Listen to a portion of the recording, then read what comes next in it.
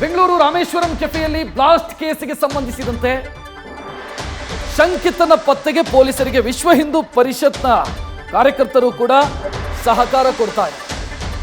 Bomber ಪತ್ತೆಗೆ ಪೊಲೀಸರು NIA ಹರಸಾಹಸ ಪಡ್ತಾ ಇದೆ.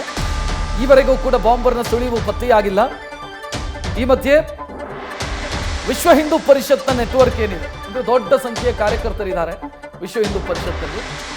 ಅವರು ಕೂಡ ಈತನನ್ನ ಪತ್ತೆ ಹಚ್ಚೋದಕ್ಕೆ ಅಥವಾ ಅದಕ್ಕೆ ಬೇಕಾದಂಥ ತಮ್ಮ ಕಾರ್ಯಕರ್ತರಲ್ಲಿ ಮಾಹಿತಿ ಹಂಚಿಕೊಳ್ಳೋದು, ಆ ಫೋಟೋ ಶೇರ್ ಮಾಡೋದು, ಎಲ್ಲಾದ್ರೂ ಗೊತ್ತಾದ್ರೆ ಹೇಳ್ರಿ ಅನ್ನೋದು ಇಂಥದ್ದನ್ನೆಲ್ಲ ಮಾಡ್ತಾ ಇದ್ದಾರೆ. ಈ ಬಗ್ಗೆ ಶರಣ್ ಪಂಪಲ್ ಮಾಹಿತಿ ಕೊಟ್ಟಿದ್ದಾರೆ. ಮೊದಲನೇದಾಗಿ 1ನೇ ತಾರೀಕು ಇದು ನಡೆದಿದೆ. 10 ದಿವಸ ಆಯಿತು. ರಾಮೇಶ್ವರಂ ಕೆಫೆ ಬ್ಲಾಸ್ಟ್ ಆಗಿ 10 ದಿವಸ ಆದರೂ ಇವತ್ತು ಬಾಂಬರನ್ನು ಹುಡುಕ್ಲಿಕ್ಕೆ ಆಗ್ತಾ ಇಲ್ಲ.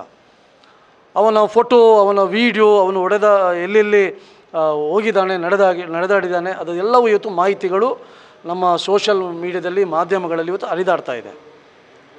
ಬಹುಶಃ ಕರ್ನಾಟಕದ ಎಲ್ಲೋ ಒಂದು ಕಡೆ ಅವನಿಗೆ ಆಶ್ರಯ ಸಿಕ್ಕಿದೆ, ಎಲ್ಲೋ ಒಂದು ಕಡೆ ಅವನು ಇದ್ದಾನೆ. ಅದಕ್ಕೋಸ್ಕರ ನಾವು ವಿಶ್ವ ಹಿಂದೂ ಪರಿಷತ್ ಅವನ ಫೋಟೋ, ಅವನ ಮಾಹಿತಿಯನ್ನು ನಮ್ಮ ಸೋಷಿಯಲ್ ಮಾಧ್ಯಮದ ಮುಖಾಂತರ ಇದನ್ನು ನಾವು ಹಂಚಿದ್ದೀವಿ. ಎಲ್ಲ ಕಡೆ ಕಾರ್ಯಕರ್ತರಿಗೆ ನಾವು ಹೇಳಿದ್ದೀವಿ. ಇವತ್ತೇನಾದರೂ ಮಾಹಿತಿ ಇದ್ದರೆ, ಇವನೇನಾದರೂ ನಮ್ಮ ಜಿಲ್ಲೆಯಲ್ಲಿ ಇವನು ಸಂಬಂಧಪಟ್ಟ ಇವನಿಗೇನಾದರೂ ಗೊತ್ತಿದ್ದರೆ ಇದನ್ನು ತಕ್ಷಣ ಅಲ್ಲಿಯ ಪೊಲೀಸರಿಗೆ ಅಥವಾ NIA ಅವರಿಗೆ ತಿಳಿಸಬೇಕೆಂಬಂಥ ಒಂದು ಮನವಿಯನ್ನು ಕೂಡ ನಾವು ಎಲ್ಲ ಕಾರ್ಯಕರ್ತರಿಗೆ ಇವತ್ತು ಮಾಡ್ತಾಯಿದ್ದೀವಿ.